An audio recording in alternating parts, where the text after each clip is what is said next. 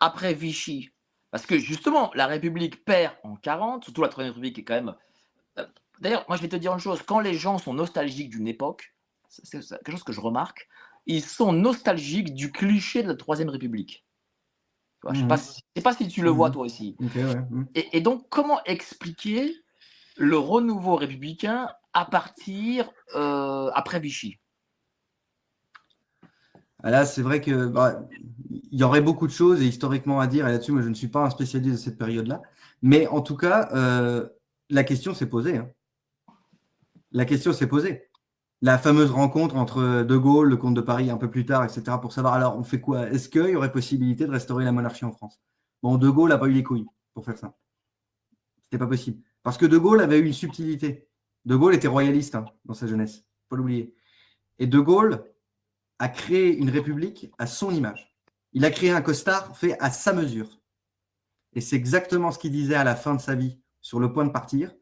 Quand on lui posait la question, est-ce que vous craignez le vide après vous? Il dit non, non, je ne crains pas le vide, je crains le trop-plein. Et c'est exactement ce qui s'est passé. C'est-à-dire qu'en fait, la Ve République était taillée sur mesure pour un homme. Donc quand on réfléchit bien, ça singe farouchement une monarchie, puisque c'est fait pour un homme. Sauf que De Gaulle n'a pas laissé d'héritier. De Gaulle n'a pas créé de dynastie. Bon. Donc le drame, c'est que finalement, ce sont des gestionnaires qui ont repris en fait l'affaire. Et tout ça, en fait, c'est à dégringoler au fur et à mesure. Alors après, est-ce qu'en 45, 44-45, on pouvait restaurer la monarchie? Ben non. Ben non, pour une raison simple, c'est parce qu'en fait, malheureusement, et ça historiquement, c'est aujourd'hui clair, net et établi, ce qui fait que toutes les mythologies, encore des mythologies de la part du Parti communiste et autres, sont achetées à la poubelle. Mais à l'époque, les gagnants, les gentils, bah, c'est le Parti communiste, c'est les socialistes, c'est pas le camp des royalistes, quoi. Alors que parmi les Étienne d'Orve et autres, alors que parmi les premiers résistants qui ont rejoint De Gaulle à Londres, c'était principalement des royalistes. Mais bon, ça, à l'époque, on s'en foutait. De toute façon, le Parti communiste est tellement puissant, voilà, on a eu 75 000 fusillés, c'est nous qui avons souffert, tout ça, blablabla. Ouais, mais quand même, jusqu'en 41, c'était quand même pas très clair. Non, non, non, il n'y a pas ça. Voilà. Oui, Aujourd'hui, on mais le est-ce sait, tout le qu'on monde le peut, sait, mais bon.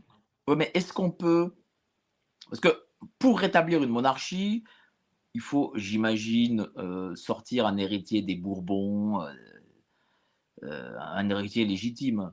Et ça, je pense qu'aujourd'hui, ça me paraît compliqué, comme ils sont soit espagnols, soit certains sont italiens, machin. Bon, voilà. Est-ce qu'il n'y a pas une troisième voie peut-être?